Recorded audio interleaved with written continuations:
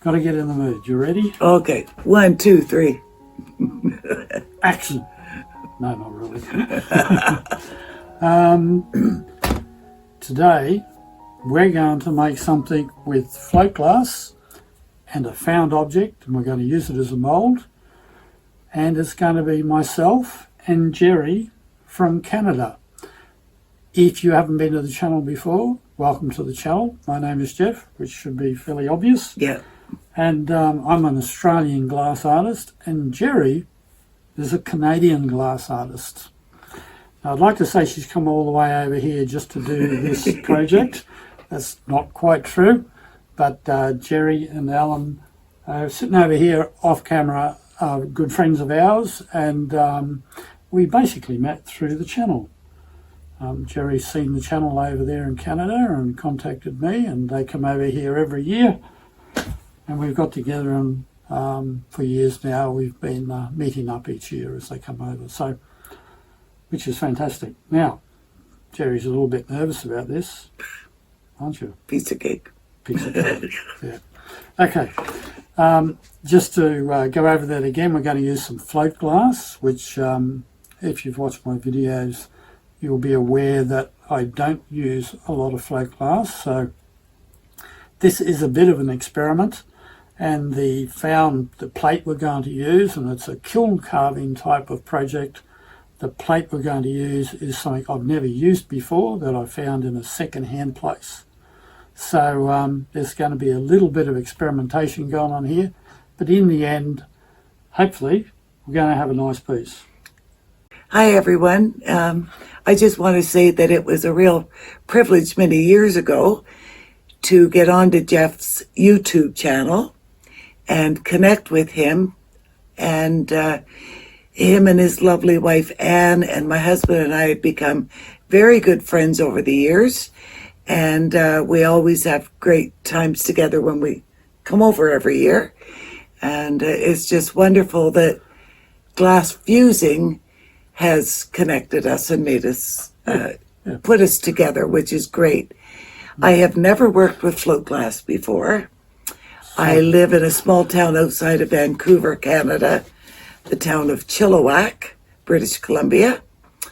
And I've been fusing now for about 9 years, and but I've never used float glass. So this will be an experiment for me as well, and a good learning introduction. Yeah. So anything can go wrong, and usually does. Anyway, don't forget, you got any questions about this at all, put them in the comments, and I will answer them if I can. And if you like the video at the end of it, give it a thumbs up, consider subscribing, and maybe even become a member. So let's get into this, and the very first thing is I'll show you this found object and talk about all that a little bit. So this is what we are going to slump into. It's a dish I picked up at a local second-hand place. It has a really nice texture to it. I'll try and show you there. You can see the depth to everything, including the mountains. It's got really nice texture to it, and I think if this works, it's going to look good. But the first thing I have to do is, or I should say we have to do, is put this in the kiln, take it to slumping temperatures, and make sure that it will survive. Because we don't want to cut any glass, even though we're using float glass. We don't want to cut any glass and waste glass if this is not going to survive. So that's the first thing. The glass, by the way, is just window glass. I've got some windows I took out of my house. It's only 2 mils thick. For some reason or other, they only use 2 mil glass, probably old house, so that's probably why. So I need 3 discs of these 2 mil thick to get 6 mils thick. But anyway, before we do that, let's see if this thing will survive in the kiln.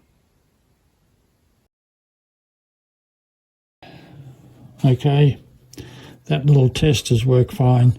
The piece has not cracked, and that's the reason why I do this. I want to not only burn anything off of it that I don't particularly want on there, but also to test for cracks. If there are little fine cracks that I can't see, hopefully the firing will open them up and make it very obvious. So that's fine. Next step, cut the glass. Right, now comes the scary bit. Cutting a circle out of this 2mm glass. It's only 2mm, so I've got to be careful I don't put too much pressure on it. I'm not going to use my ring saw on this. I'm going to use this little contraption. Don't use it much, but this is nice smooth surface, so hopefully it's going to score easy. Whereas the Bullseye glass that I normally use usually has a textured surface to it, and getting a nice clean score is not that easy. Now, I'm just going to go and lubricate this, and then we'll give it a go and see how we go. And what I'm going to do is I'm going to give myself enough clearance around here so that I'm not too close to the edges. But anyway, I'll go and lubricate that, and then we'll do the score.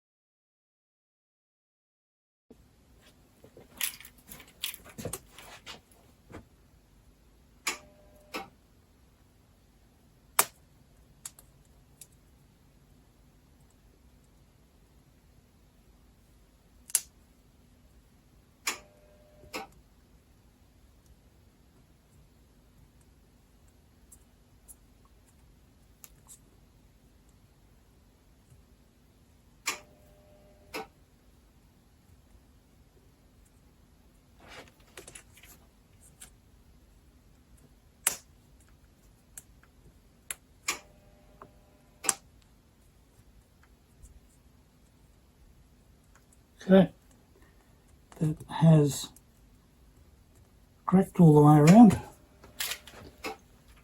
If you're wondering what I did there, I've just got a bit of an old towel. It's just enough to give it just a little bit of give underneath, and then you just put a little bit of pressure on that all the way around. Do it slowly, don't do it in a hurry until you see the fracture starting, and then just keep following that around until it fractures all the way around. So I'm just going to cut a bit of glass off of here.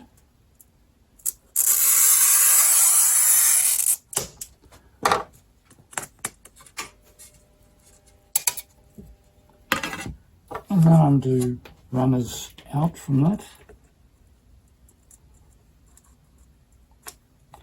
Might be a good idea if I do it on the right side, eh? I don't know.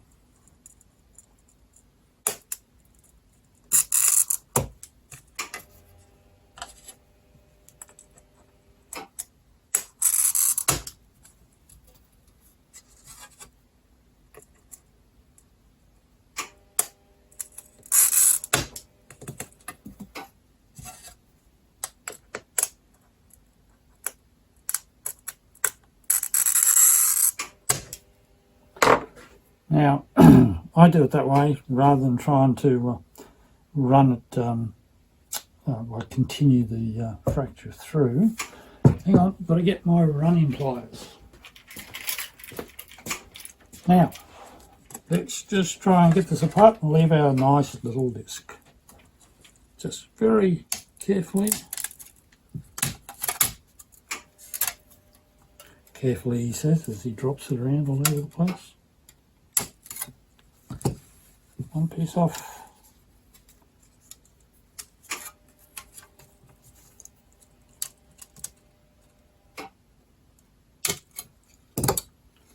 Two.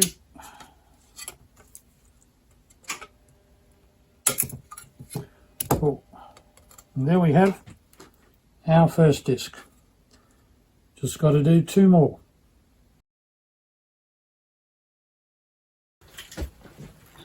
Okay, cutting circles. Gerri has been kind enough to allow me to use her in an experiment to see how good a teacher I am. This is basically what it is. I'm going to try and explain how I cut these circles, and then Gerri's going to give it a go. So hopefully I'm a good teacher and she'll be able to do it all right first time. So as far as cutting circles, I've got a little glass star circle cutter here. We've got some 2mm float glass here, which I've explained before. That is tin side up, which we don't want. I want it actually tip side down. We're going to cut, or score I should say, on the air side of the glass. So the process is basically, this doesn't have suction cups by the way, it's just got like little rubber feet to stop it sliding around, is to get our cutter centered, so it's adjusted so it's as centered as possible, just by comparing distance from the edge and that.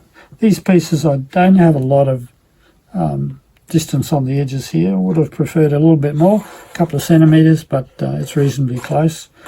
So we'll get it centered. And then I would normally hold that down and go overhand like this, and in one score go all the way around. We don't want to overrun our score on this side, which can lead to unnecessary fractures. And if you do stop somewhere along the way, try very hard to just start from exactly that same position forward. And that hopefully will give us a good score all the way around. So now it's Gerri's time.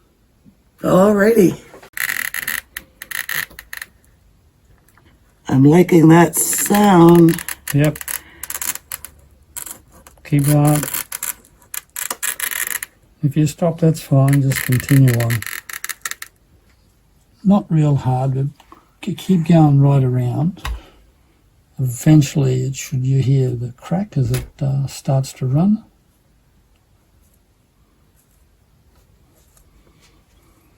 Having the towel really helps.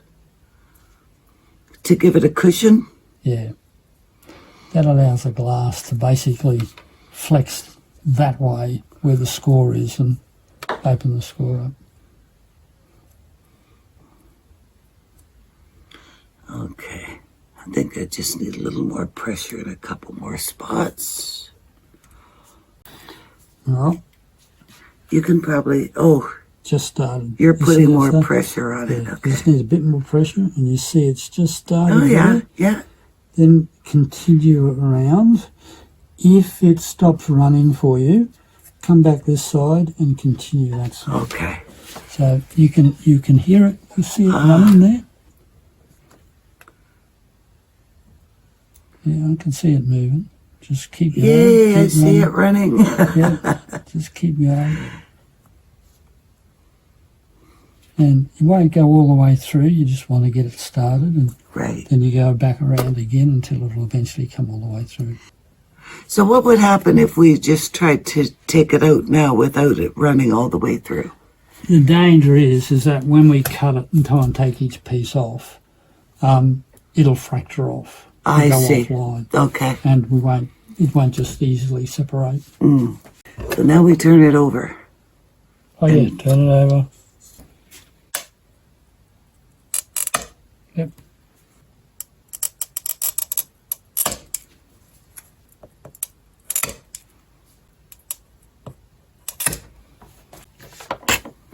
Just gentle pressure.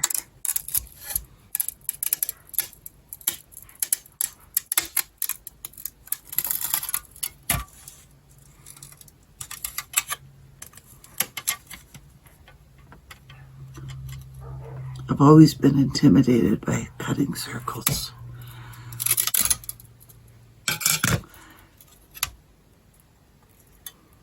Practice. Yes. Got a nice Well, that was a nice crack. Yay, look at that. A successful circle. Okie doke. Right, so that's our 3 discs of glass, all nicely cut. We have determined the tin side, and at the moment I've got them all with the tin side facing up. So I don't have any 2 pieces where the tin sides are together. I want tin side against air side. Tin against tin will not fuse properly. And I also want the top one tin side up, because that will assist us with reducing devitrification when it fuses.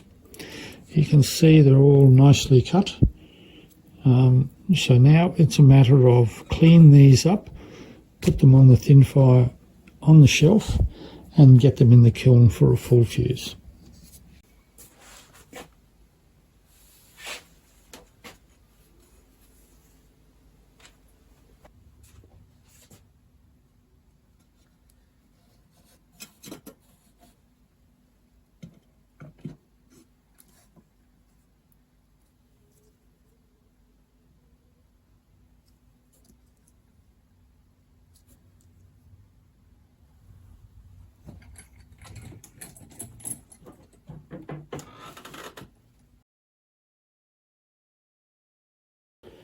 Okay, full fuse is finished. We've got some really nice smooth edges on it there because we had a good clean cut, and a nice smooth finish on the top, a little texture on the bottom from the kiln fire paper, and unfortunately we got some bubbles, but as usual, embrace the bubbles. And we're going to put them in a position on the mould that we've discussed, and we think they'll look fine there. So the next part of this is to clean this all up and get it on the mould and into the kiln, and we'll do the slump. But before that, I just want to explain what I've done with the mould, and also basically Gerri has something to say. So here is the mould. Last you seen of it, it had come out of the kiln, and it had survived in the kiln, so it's fine.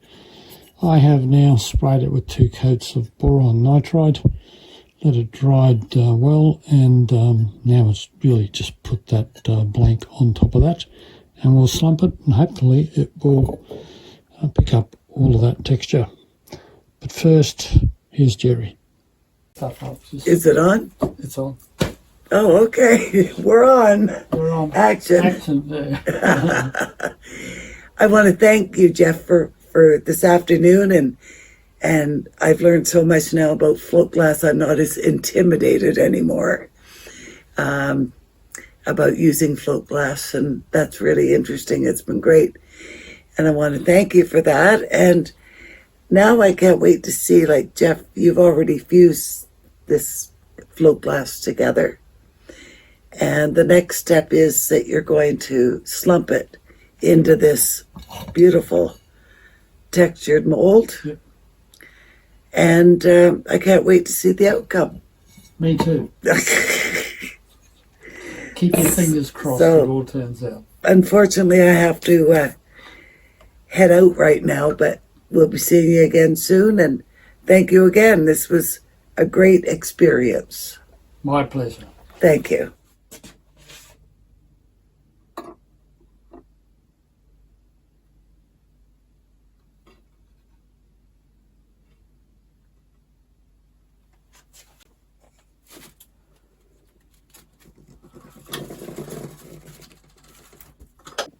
So I think that's worked out okay. Now, a little word about the schedule for the slump. I took this up to high 600s and noticed that it hadn't picked up much of this finer detail. So I ramped it up, and we actually went up to 750, and I finally picked up this detail. So this is float glass, of course, you will need to go higher.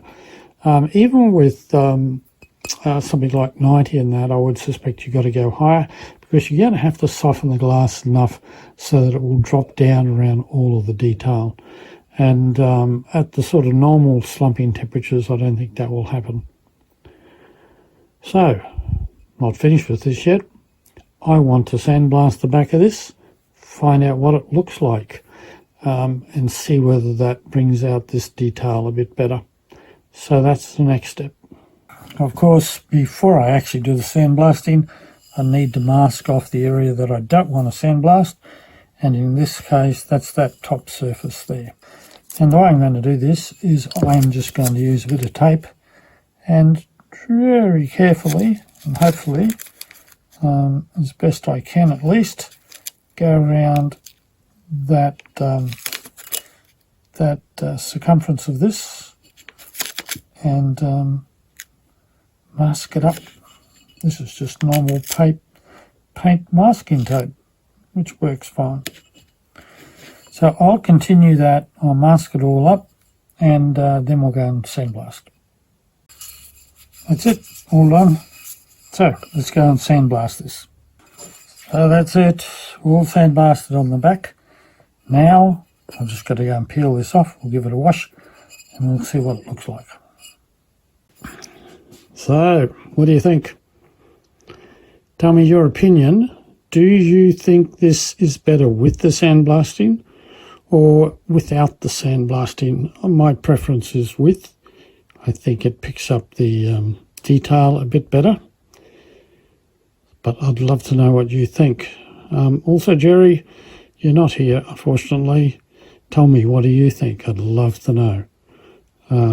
Hopefully, we might be able to get this to you before you head back to Canada. Anyway, I'm happy with that. That's finished. Now, I did say I was going to show you how we determine the tin side of the glass. I have darkened the room just so you can see this a bit better. Here I have a UV light. I'll show you it comes on. So it's a UV light in there. Now the light itself has an edge on the bottom there, an edge on the top.